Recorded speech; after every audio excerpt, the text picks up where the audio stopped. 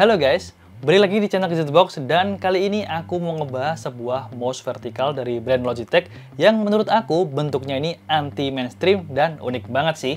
Jadi ini mouse ini punya desain vertikal dengan kemiringan hingga 57 derajat kayak gini nih. Kira-kira kenapa ya bentuknya kayak gini dan apa nyaman pakai mouse dengan bentuk kayak gini nih? Yuk kita langsung bahas aja. Karena penasaran sama si Logitech Lift ini, sebelum tag video ini aku udah melakukan beberapa research kecil. Dan buat kalian yang belum tahu, mouse dengan desain vertikal ini ternyata berguna banget buat menjaga pergelangan tangan kalian dari yang namanya carpal tunnel syndrome atau CTS. Salah satu gejala dari CTS ini berupa rasa nyeri atau kesemutan di pergelangan tangan atau jari-jari tangan atau tangan kalian itu rasanya lemah dan susah buat menggenggam benda.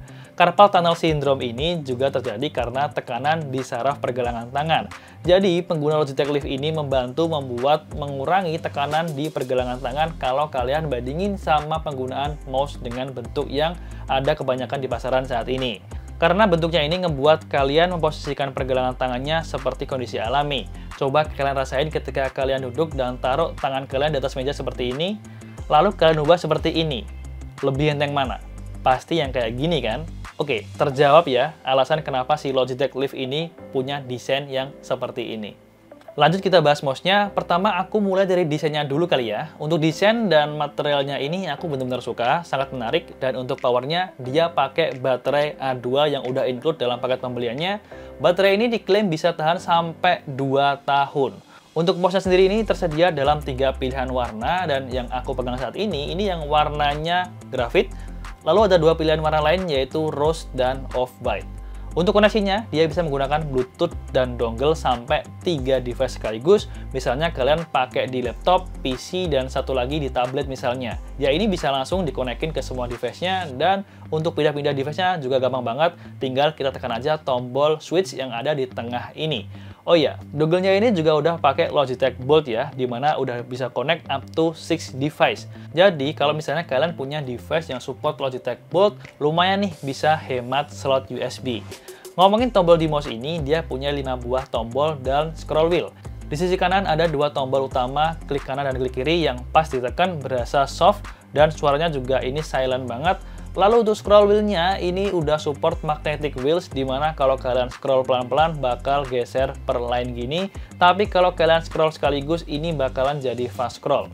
Kita juga bisa tekan wheels-nya dan fungsinya itu sama kayak standar kayak mouse lainnya. Dan untuk suara scroll wheel-nya ini juga udah silent juga. Selanjutnya untuk tombol bulat yang di bagian belakang ini fungsinya untuk shortcut pointer speed-nya. Jadi kita bisa setting kecepatan pointer speed-nya nih.